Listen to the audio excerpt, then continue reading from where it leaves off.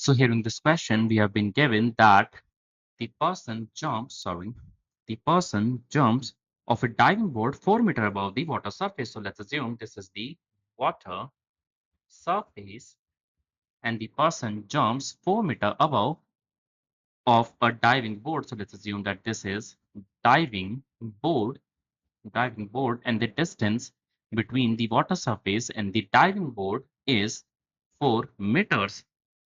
Then the person downward motion stops 2 meters below the water surface. So the person downward motion stops 2 meters below the surface. This is here.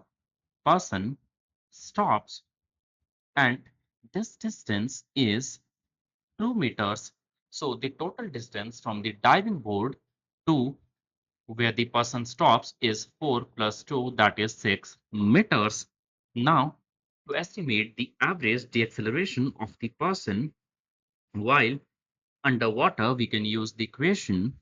The acceleration A is equals to the final velocity square minus the initial velocity square upon the distance, that is 2 into d, where d is the distance traveled, which is 2 meter in the case below the water surface.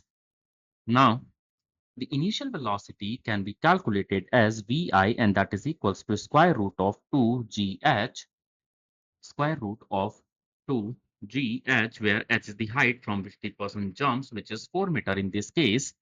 And plugging in the values, the initial velocity vi is equals to square root of 2 into 9.8 meter per second square into height, that is 4 meters. Sorry, that is 4 meters.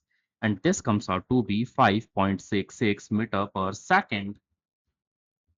And now that we know the initial velocity and the distance traveled, we can calculate for the average deceleration, that is A is equals to the final velocity where we stopped is 0 meter per second square minus the initial velocity, that is 5.66 meter per second square, upon 2 into 2 meters.